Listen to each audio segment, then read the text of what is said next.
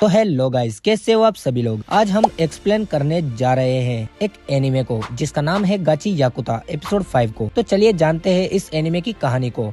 और हाँ, एपिसोड शुरू करने से पहले जिन भी लोगों ने चैनल को सब्सक्राइब नहीं किया है वो लोग चैनल को सब्सक्राइब करना मत भूलना। तो चलिए वीडियो को शुरू करते हैं। एपिसोड की शुरुआत में हम जनका को देखते हैं जिसे एक कमरे में शोर सुनाई दे रहा था। वो दरवाजा खोलता है तो अंदर सभी क्लीनर्स पार्टी कर रहे थे। वो रियो से पूछता है कि यहाँ चल क्या रहा है, तो रियो बताती है कि वो रूडो के लिए वेलकम पार्टी कर रहे हैं। वो देखता है कि रूडो एक टेबल पर नीचे सर करके बैठा हुआ था। तो रियो बताती है कि कल की फाइट में वो अपनी पावर का यूज नहीं कर पा रहा था, इसलिए उसका मूड खराब है। जनका फाइट के बारे में पूछता है तो रियो बताती है उनका सामना एक बड़े कचरा मॉन्स्टर से हुआ था, लेकिन उसका कोर आनिमा नहीं था बल्कि एक ऑब्जेक्ट था। वो किसी का वाइटल इंस्ट्रूमेंट था और उससे बना मॉन्स्टर काफी ज्यादा स्ट्रॉन्ग था। ये बात जान के इनका दिमाग खराब हो गया था। तो वो वापस आकर पार्टी करने लगे थे और थोड़ी देर में एंजिन और सेमियो भी यहाँ आने वाले थे। इधर रूडो के पास ग्रीस आता है और वो बोलता है कि तुमने कल अच्छा काम किया, तुमने फोलो की जान भी बचाई थी, तो तुम्हारा चेहरा उदास क्यों है। तो रूडो कहता है कि पर उसके बाद वो कुछ नहीं कर पाया। ग्रीस और रियो को उसको बचाने के लिए आना पड़ा। वो हमेशा गड़बड़ कर देता है, ठीक जैसे ही वे स्पेयर में किया करता था। वो गुस्से में किसी से भी लड़ लेता था और फिर रेक्टो को उसे बचाने आना पड़ता था। कल की फाइट में भी उसे बस चुपचाप बैठ के देखना पड़ा, पर उससे वो भी नहीं हुआ। उसे जल्दी से जल्दी वापस ऊपर जाना होगा, वरना वो लोगों के लिए मुसीबत खड़ी करता रहेगा। ग्रीस फिर भी उसे थैंक यू बोलता है क्योंकि ज्यादातर लोग सपोर्टर्स को कुछ नहीं समझते, वो उन्हें कमजोर और यूजलेस मानते हैं। लेकिन रूडो ने उनसे भी रेस्पेक्ट से बात की थी। पोलो ने ये टीम इसलिए ज्वाइन की थी ताकि वो कचरा मॉन्स्टर को मार सके, लेकिन बिना पावर के वो ऐसा नहीं कर सकता। तो वो अब एक ऑब्जेक्ट का अच्छे से ख्याल रख रहा है ताकि एक दिन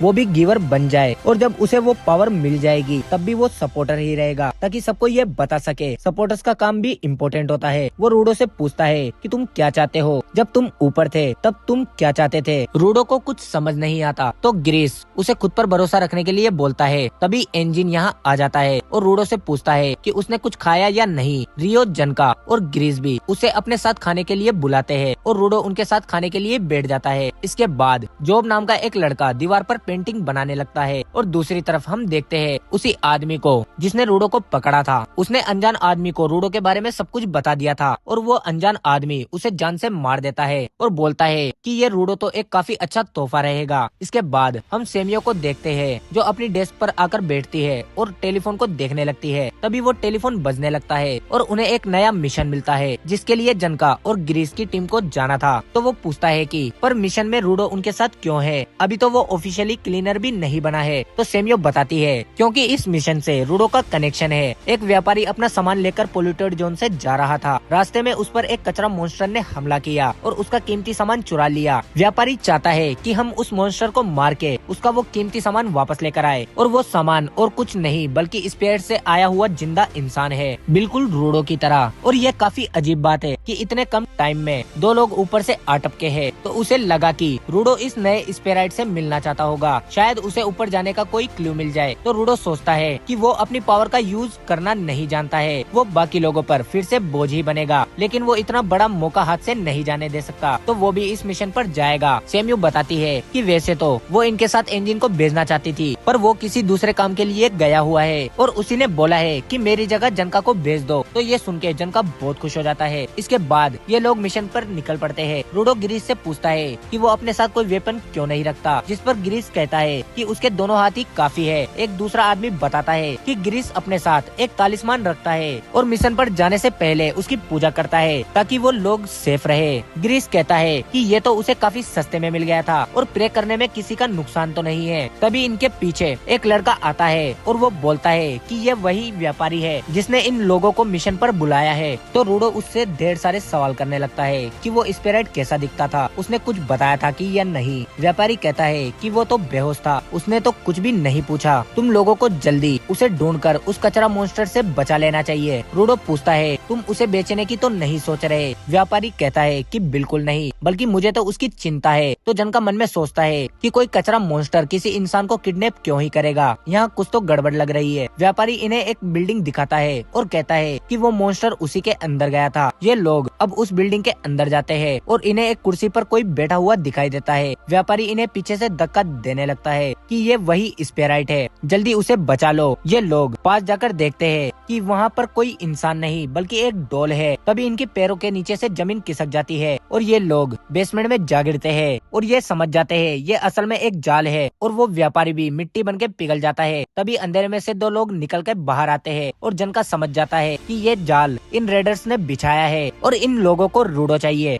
गिरीश रूडो को बताता है रेडर्स गुंडों का एक ग्रुप है। शुरुआत में तो ये छोटी मोटी चोरियां किया करते थे, लेकिन आजकल ये कुछ ज्यादा ही खतरनाक चीजें करते हैं। दिक्कत की बात ये है कि रेडर्स में सभी लोगों के पास पावर्स है, यानी ये सब भी गिवर्स होते हैं। गिरीश बाकी लोगों से कहता है कि यहाँ से निकलने का रास्ता ढूंढो, वो रूडो को प्रोटेक्ट करेगा और रेडर्स को जनका संभाल लेगा। अब ये लोग यहाँ से भागने लगते हैं तो रूडो कहता है वो भी उन गुंडों से लड़ सकता है। तो गिरीश बताता है ये उन किडनैपर जैसे नहीं है, ये बहुत ही पावरफुल होते हैं, इन्हें बस यहाँ से भागने पर फोकस करना चाहिए। इधर जनका पूछता है कि तुम सब उस स्पिरिट के पीछे ही क्यों पड़े हो और ऊपर से आए हुए लोग इतने ज्यादा कीमती बिकते हैं क्या? एक रेडर बोलती है कि हम उसे बेचना नहीं चाहते हैं, बल्कि ऊपर की दुनिया के बारे में जानना चाहते हैं और इस बारे में रूडो से ज्यादा कौन ही बता पाएगा, जैसे कि वो बॉर्डर पार करने के बाद जिंदा कैसे बच गया। जनका सोचता है कि अब ये बॉर्डर क्या चीज है, लेकिन ये सारा जाल रूडो को पकड़ने के लिए बिछाया गया था। इसके बाद यहाँ मिट्टी की बनी हुई कुछ डॉल्स आ जाती है। जनका समझ जाता है कि ये किसी रेडर की पावर है और उसी ने फ्लोर को गायब करके हमें नीचे गिराया है। और वो व्यापारी भी मिट्टी से बनी हुई एक डॉल थी। जनका कहता है कि उन मिट्टी से बनी हुई डॉल से तो वो आराम से निपट लेगा, लेकिन डॉल्स के बीच में एक असली रेडर भी छुपा हुआ था जो जनका को जोरदार मुक्का मार देता है। वो रेडर कहती है कि जनका को इंसानों से लड़ने का ज्यादा कुछ एक्सपीरियंस नहीं है, इसलिए वो इनके सामने जरूर हार जाएगा, क्योंकि अब तक वो बस कचरा मॉन्स्टर से ही लड़ते आए हैं। लेकिन वो रेडर मिट्टी की डॉल्स में छुपकर जनका पर अटैक कर रहा था, जिससे जनका की पिटाई हो रही थी और उस रेडर ने ग्राउंड की जगह को भी मिट्टी में बदल दिया था। इन्हें बस जनका को मारना है, इसके बाद ये आसानी से बाकी सबको मार के रूडो को ले जाएंगे। जनका अब कहता है थोड़ी देर के लिए अपना मुंह बंद रखो, वो अब सब कुछ समझ गया है। ये फीमेल रेडर अपनी कुदाली से मिट्टी को कंट्रोल करती है और जो दूसरे रेडर है वो बस मुक्के मारने के लिए है। उसने बड़ी बड़ी चप्पलें पहनी हुई है ताकि वो मिट्टी के अंदर फिसल ना जाए।